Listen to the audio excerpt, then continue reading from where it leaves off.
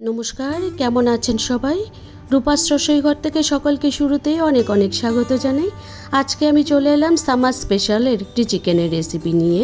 আজকে আমি বানাচ্ছি পেঁপে আলু টমেটো দিয়ে সামার স্পেশাল দেশি চিকেনের রেসিপি। দেশি চিকেনের ঝোল, চলুন তাহলে রেসিপিটি শেয়ার করছি। এখানে আমি 400 গ্রামের মতো চিকেন ধুয়ে কেটে পরিষ্কার করে নিয়েছি, ছোট ছোট পিস করে কেটে নিয়েছি। আর নিয়েছি পেঁপে আর আলু। পেঁপে আলুটা পরিমাণ মতো আপনারা নিয়ে নেবেন। এখানে নিয়েছি বড় একটা টমেটো। এই হচ্ছে রান্নার আজকের মূল উপকরণ। খুব সামান্য তেল মশলায় বাটা মশলা দিয়ে আজকে আমি রেসিপিটা তৈরি করব। গ্যাসে কড়াই বসিয়ে দিয়ে কড়াইটা গরম হয়ে গেলে পরিমাণ মতো 2 টেবিল চামচ জাস্ট তেল যোগ করলাম। এই তেলেই পুরো রেসিপিটা আমি কমপ্লিট করব।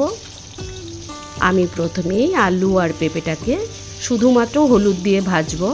এখানে নুন যোগ করব না, কারণ নুন যোগ করলে আলু পেঁপে থেকে একটু জল ছেড়ে দেবে। তাই শুধুমাত্র হলুদ দিয়েই আমি বেশ কয়েক মিনিট নাড়াচাড়া করে আলু আর পেঁপেটাকে ভেজে তারপর তুলে নেব।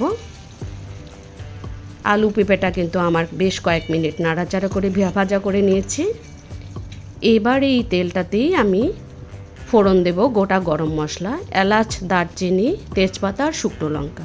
ফোড়নটা খুব সুন্দর করে ফুটে উঠলে আমি এখানে পুরো রান্নাটাই বাটা মশলায় করছি। এখানে লাল পাকা লঙ্কা বাটা 1 টেবিল চামচ, আদা বাটা 1 টেবিল চামচ, পেঁয়াজ বাটা 1 টেবিল চামচ আর দিয়েছি রসুন বাটা 1 টেবিল চামচ। সামান্য পরিমাণে মশলা দিয়েই, সামান্য পরিমাণে তেল দিয়েই এই রান্নাটা আমি করব। যেহেতু গরমে চিকেন মাংস খাওয়া একটু প্রবলেম হয়ে যায়, আমি এর জন্য ঠিক এইভাবেই রেসিপিটা তৈরি করছি। বাটা মশলাটা কষে গেলে আমি শুকনো মশলাগুলো যোগ করে দিলাম। পরিমাণ মতো হলুদ গুঁড়ো, সামান্য ধনে জিরে গুঁড়ো আর একটু পরিমাণে লাল লঙ্কার গুঁড়ো। এবার মশলাটাকে সামান্য পরিমাণে গরম জল দিয়ে প্রথমে কষিয়ে নিলাম। মশলাটা কষানো হয়ে গেলে আমি টুকরো করে রাখা দেশি চিকেনের টুকরোগুলো যোগ করে দিলাম। এইভাবে এবার আমি বেশ কিছুক্ষণ মশলার সাথে চিকেনটাকে কষিয়ে নেব। চিকেনটা অনেকক্ষণ কষিয়ে নিয়েছি। এবার দিয়ে দিলাম টমেটো টুকরোগুলো দিয়ে আরও কিছুক্ষণ চিকেনের সাথে কষিয়ে নেব। যেহেতু কম তেলে রান্না করছি, কম তেল মশলায়, ঠিক এই প্রসেসে আমি রান্নাটা করছি।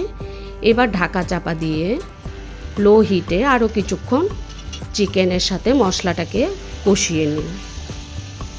আমার মশলা আর চিকেন কিন্তু একদম ড্রাই হয়ে গেছে।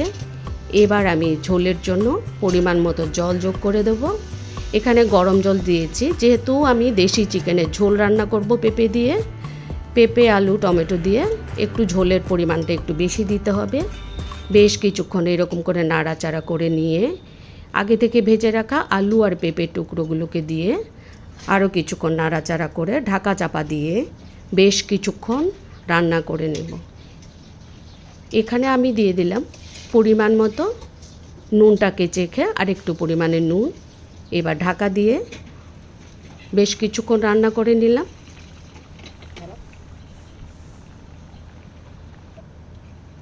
আর একটু নাড়াচাড়া করে নিয়ে এবারও আরও একটু ঢাকা চাপা দিয়ে আরও কিছুক্ষণ সেদ্ধ করে নেব।